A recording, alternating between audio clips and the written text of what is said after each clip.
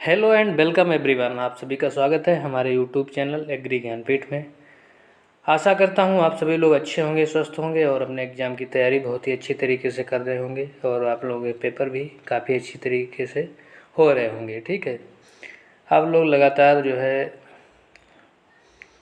देख रहे हैं, आप लोगों के 1-2 दिन का गैप हो रहा है, उसके बाद में पेपर लगातार ही चल रहे हैं। ठीक है, ज़्यादा गैप नहीं है पेपरों में, तो उसी क्रम में हम लोग आप लोगों के साथ जुड़े हुए हैं। ठीक है, आप लोगों की तैयारी को बेहतर बनाने के लिए तो आज हम लोग बात करेंगे जो आपका चौथे सेमेस्टर का पेपर है AG 407 production technology for ornamental craft maps and landscaping. ठीक है, उसमें हम लोगों ने 3 वीडियो शायद कवर करा दिए हैं, आज चौथा वीडियो लेक्चर है। ठीक है, जिसमें काफ़ी सिलेबस कवर हो गया था। ठीक है, ये आपका जो है importance and scope ornamental craft सब वगैरह पूरा कवर हो गया था। ठीक है, उसके उसी क्रम में आज आगे देखेंगे। जो लोग चैनल पर नए हैं प्लीज़ चैनल को सब्सक्राइब कर दीजिएगा, सारा कंटेंट आप लोगों को यहीं मिल जाएगा।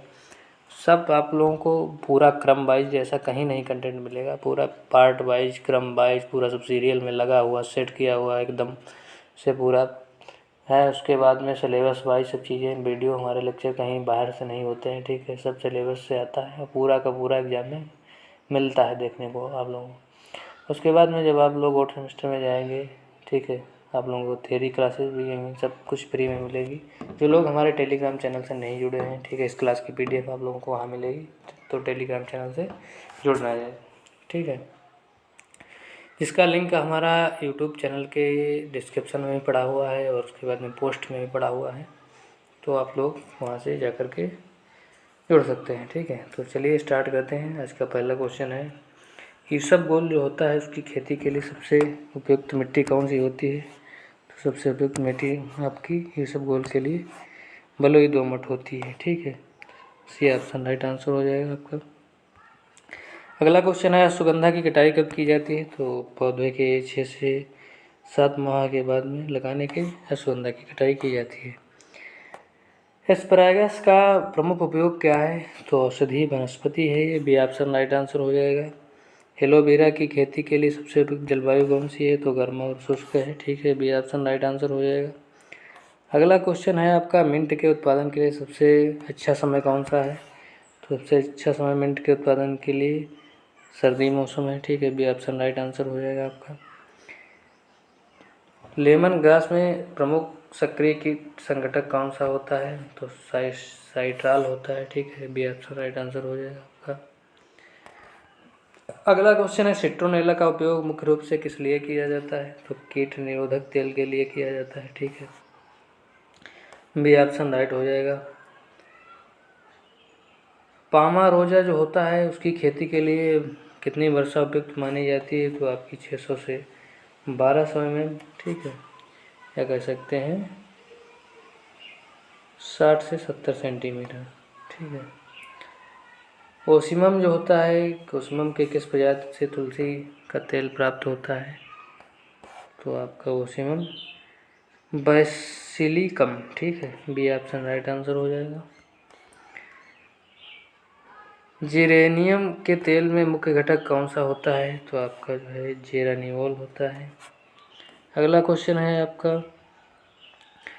वेटिवर की जड़ों से क्या प्राप्त किया जाता है? तो सुगंधित तेल प्राप्त किया जाता है, बी ऑप्शन राइट आंसर हो जाएगा। इसबगोल की किस में सबसे अधिक उत्पादन के लिए जाना जाता है? तो गुजरात इसबगोल जो है आपकी सबसे ज़्यादा उत्पादन देने वाली किस्म है। ठीक है, अश्वगंधा की बुआई का सबसे उपयुक्त समय कौन सा माना जाता है? तो सर्दी के अंत में। ठीक है, बी ऑप्शन राइट आंसर हो जाएगा। अगला क्वेश्चन है आपका, एलोवे की खेती के लिए किस प्रकार की सिंचाई सबसे उपयुक्त होती है? तो ड्रिप इरीगेशन उपयुक्त होती है सबसे, बी ऑप्शन राइट आंसर हो जाएगा आपका। मिंट की कटाई कितने दिनों बाद की जाती है? तो 60 से 70 दिन बाद मिंट की कटाई की जाती है आपकी। ठीक है, बुआई के। लेमन ग्रास जो होती है आपकी, माफ़ कीजिएगा थोड़ी टेक्निकल प्रॉब्लम हो गई थी। चलिए कंटिन्यू करते हैं हम लोग। लेमन ग्रास की पैदावार में प्रमुख मुख्य प्रभावित कारक क्या है? तो जलवायु और मिट्टी है, सी ऑप्शन राइट आंसर हो जाएगा। सिट्रोनेला के तेल में कौन सा रंग होता है? तो हल्का पीला रंग होता है, ऑप्शन राइट आंसर हो जाएगा। अगला क्वेश्चन है, पामा रोजा की कटाई के लिए सबसे उपयुक्त समय कौन सा है, तो फूल आने के बाद, ये ऑप्शन राइट आंसर हो जाएगा आपका। ओसिमम के पौधों की देखभाल में कौन सा तत्व आवश्यक है, तो नियमित छटाई जो है ऑप्शन राइट आंसर हो जाएगा। अगला क्वेश्चन है आपका, जेरेनियम के उत्पादन में कौन सी मिट्टी सबसे उपयुक्त होती है, तो बलुई दोमट मिट्टी, ठीक है, बी ऑप्शन राइट आंसर हो जाएगा आपका। वेटिवर के उत्पादन के लिए सबसे उपयुक्त जलवायु क्या है, तो गर्म और आर्द्र है आपकी, ठीक है, बी ऑप्शन राइट आंसर हो जाएगा। अगला क्वेश्चन है इसबगोल की बुआई के लिए उपयुक्त बीज दर क्या है, तो 10 से 15 किलोग्राम पर हेक्टेयर है, बी ऑप्शन राइट आंसर हो जाएगा। अश्वगंधा की सिंचाई का सर्वोत्तम तरीका कौन सा है, तो ड्रिप इरीगेशन है, ठीक है। अगला क्वेश्चन है आपका, एलॉय की कटाई के लिए मुख्य रूप से कौन सा हिस्सा लिया जाता है, तो पत्ती ली जाती है, ठीक है, बी ऑप्शन राइट आंसर हो जाएगा आपका। अगला क्वेश्चन है आपका, मिंट के में कीट नियंत्रण के लिए सबसे उपयुक्त उपाय क्या है, तो आपका जो है रासायनिक और जैविक दोनों संयोजन, ठीक है, सी ऑप्शन राइट आंसर हो जाएगा। लेमन ग्रास की कटाई कितनी बार की जाती है, 2 से 3 बार प्रति वर्ष, ये ऑप्शन राइट आंसर हो जाएगा। अगला क्वेश्चन है, सिट्रोनेला तेल निकालने की प्रमुख विधि कौन सी है, तो हाइड्रो डिस्टिलेशन जो है सिट्रोनेला के तेल इसी विधि से निकाला जाता है, ठीक है। पामा रोजा का तेल किस प्रकार के उद्योग में सबसे उपयोगी होता है, तो परफ्यूम और सुगंधित तेल उद्योग में। ओसिमम सैटिनम की खेती में कौन सा कीट सबसे अधिक नुकसान पहुंचाता है, तो व्हाइट फ्लाई सफेद मक्खी जो है। जीरेनियम के तेल में प्रयोग किस लिए सबसे अधिक होता है, तो खुशबूदार उत्पाद में सबसे अधिक प्रयोग होता है। वेटिवर की जड़ों में कटाई के बाद पुनः कटाई कब की जाती है, तो 1 साल बाद, बी ऑप्शन राइट आंसर हो जाएगा आपका। इसबगोल की कटाई के लिए सबसे अच्छा समय कौन सा है, तो बीज जमने पर, ठीक है। अश्वगंधा में उर्वरक का प्रयोग किस प्रकार से किया जाता है, तो संतुलित एनपीके के माध्यम से किया जाता है, एनपीके। एलॉय के पौधों में प्रजाति किस प्रकार से गुणसूत्र वृद्धि करती है, तो क्लोनेशन द्वारा, बी ऑप्शन राइट आंसर हो जाएगा। मिंट की फसल में खरपतवार नियंत्रण के लिए कौन सा तरीका सबसे उपयुक्त है, जो आपकी वीड होते हैं उनके कंट्रोल के लिए सबसे अच्छा तरीका जो है जैविक मल्चिंग और रासायनिक संरक्षण दोनों होते हैं, ठीक है। लेमन ग्रास की खेती सबसे बड़ा लेमन ग्रास की खेती में सबसे बड़ा खतरा क्या है, तो आपके फंगल डिजीज होते हैं, सबसे बड़ा खतरा होता है। सिट्रोनेला की खेती में पीएच किस प्रकार का होना चाहिए, तो 6 से 7.5 होना चाहिए, ठीक है, हल्के अम्लीय से हल्का क्षारीय। पामा रोजा तेल निकालने के लिए मुख्यतः किस प्रक्रिया का प्रयोग किया जाता है, तो डिस्टिलेशन का ध्यान रखिएगा आप लोग। ओसिमम के पौधों की छटाई किस समय करनी चाहिए, तो फूल आने के पहले, ऑप्शन राइट आंसर हो जाएगा आपका। जीरेनियम के पौधों में कौन सा पोषक तत्व सबसे अधिक आवश्यक होता है, तो पोटेशियम होता है, सी ऑप्शन राइट आंसर हो जाएगा आपका, ठीक है। अगला क्वेश्चन है, वेटिवर की जड़ों से तेल निकालने की विधि क्या है, तो आपकी जो विधि है वो हाइड्रो डिस्टिलेशन होती है, बी ऑप्शन राइट आंसर हो जाएगा। इसबगोल के बीज उत्पादन के लिए कौन सी प्रक्रिया आवश्यक है, तो कौन सी क्रिया, निराई गुड़ाई सिंचाई सभी चीज़ें आवश्यक हैं, ठीक है, डी ऑप्शन राइट आंसर हो जाएगा। अश्वगंधा की खेती में मिट्टी का पीएच सबसे उपयुक्त कितना होता है, तो 6 से 7.5, ठीक है। अगला क्वेश्चन है आपका, एलॉय में किस प्रकार की मल्चिंग उपयुक्त होती है, तो ए और बी दोनों, ठीक है, प्लास्टिक और जैविक। मिंट की खेती में उर्वरक मुख्य रूप से किस तत्व पर निर्भर करता है, तो नाइट्रोजन पर निर्भर करता है, आपका राइट आंसर हो जाएगा। अगला क्वेश्चन है, लेमन ग्रास की फसल में किस प्रकार के रोग सामान्य हैं, तो फफूंदी रोग है, फंगल डिजीज। सिट्रोनेला की खेती में सबसे उपयुक्त तापमान कितना होता है, तो 25 से 30 डिग्री सेंटीग्रेड, ठीक है। अगला क्वेश्चन है आपका, पामा रोजे की खेती में किस प्रकार की सिंचाई दी जाती है, तो ड्रिप सिंचाई। ओसिमम की किस्म किस किस्म से अधिक तेल प्राप्त होता है, तो ओसिमम बैसिलिकम, बी ऑप्शन आपका राइट आंसर हो जाएगा, ठीक है।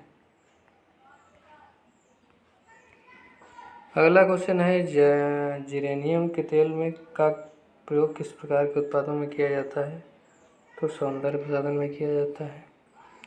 मिंट की खेती के लिए उर्वरक मुख्य रूप से किस तत्व पर निर्भर करता है? तो नाइट्रोजन पर निर्भर करता है। ठीक है। लेमन ग्रास में की खेती में फसल चक्र कितना होता है? 3 से 4 वर्ष का फसल चक्र अपनाया जाता है। सिट्रोनेला के तेल उत्पादन में किस मौसम को सबसे बेहतर माना जाता है? तो सर्दी का मौसम सबसे अच्छा होता है। पामा रोया तेल के उत्पादन में किस समय कटाई बेहतर होती है? तो सुबह। अगला क्वेश्चन है, ओसियम के किस प्रजाति को औषधीय गुणों के लिए अधिक उपयोग किया जाता है? तो ओसियम टेनुई फ्लोरम। ठीक है, सी ऑप्शन राइट आंसर हो जाएगा।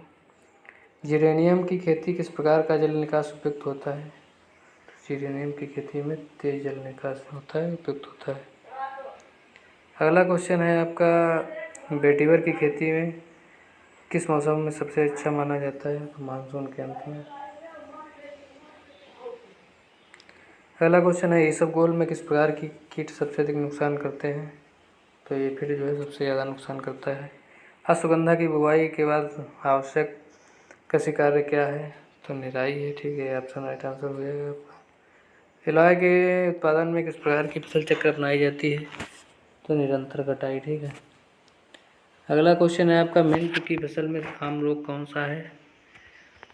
सबसे जो आम रोग है वो पत्ती झुलसा रोग होता है। ठीक है, बी ऑप्शन राइट आंसर हो जाएगा। लेमन ग्रास के उत्पादन में किस प्रकार का उर्वरक का उपयोग किया जाता है? तो दोनों कार्बनिक और रासायनिक उर्वरकों का प्रयोग किया जाता है। सिट्रोनेला के तेल की खपत मुख्यतः किस उद्योग में की जाती है? तो सौंदर्य सुगंध में की जाती है। सी ऑप्शन राइट आंसर हो जाएगा। पामा रोया के पौधों में किसकी कमी से सबसे अधिक उत्पादन प्रभाव डालती है? तो पोटेशियम की कमी से। ओसिमम की खेती में किस प्रकार की सिंचाई उपयुक्त होती है? तो ड्रिप इरिगेशन उपयुक्त होती है। अगला क्वेश्चन है आपका, जिरेनियम का तेल निकालने के लिए मुख्य प्रक्रिया क्या है? तो स्टीम डिस्टिलेशन है। ठीक है। वेटिवर की जड़ों में पाए जाने वाले मुख्य तेल किस उद्देश्य से उपयोग किया जाता है? सौंदर्य प्रसाधन के लिए। इसबगोल की खेती में कितनी बार सिंचाई की जाती है? 3 से 4 बार। ठीक है। अगला क्वेश्चन है, सुगंधा के उत्पादन में सबसे बाधक कौन चीज़ है? तो रोग जो है सबसे बाधक होते हैं, डिजीज। हिलॉय की खेती में पौधों की दूरी कितनी होनी चाहिए? तो 45 से 45 × 45 सेंटीमीटर होनी चाहिए। ठीक है। मिंट के उत्पादन में कौन सी प्रक्रिया प्रमुख है? तो आपकी फसल कटाई। लेमन ग्रास की किस्म का उत्पादन अधिक होता है, किस किस्म का? तो CO1। ठीक है। सिट्रोनेला तेल निकालने में सबसे अधिक प्रभावी विधि कौन सी है? स्टेम डिस्टिलाइजेशन। ठीक है, डिस्टिलेशन। पामारोजी की खेती में मिट्टी का पीएच कितना होना चाहिए? तो 6.5 से 7.5। ओसियम के पौधों में पोषक तत्वों की कमी के लक्षण क्या होते हैं? तो पत्तियों का पीला होना, पौधों का झड़ना, फूलों का गिरना, सभी होते हैं। तो चलिए, आप सभी का धन्यवाद हमारे साथ जुड़े रहने के लिए। और जो लोग नए हैं वो हमारे एग्री ज्ञानपीठ चैनल को सब्सक्राइब कर लीजिएगा। ठीक है, एग्री ज्ञानपीठ जो चैनल है हमारा, उसको सब्सक्राइब कर लीजिएगा। उसके बाद में जो लोग PDF चाहते हैं इस क्लास की, ठीक है, तो हमारा टेलीग्राम चैनल ज्वाइन कर लीजिएगा। वहाँ आपको बिल्कुल फ्री में इस क्लास की PDF मिल जाएगी। इसका लिंक हमारे चैनल के डिस्क्रिप्शन में पड़ा हुआ है। ठीक है, तो आप सभी का धन्यवाद। मिलते हैं अगले वीडियो लेक्चर में, तब तक के लिए जय हिंद, जय भारत।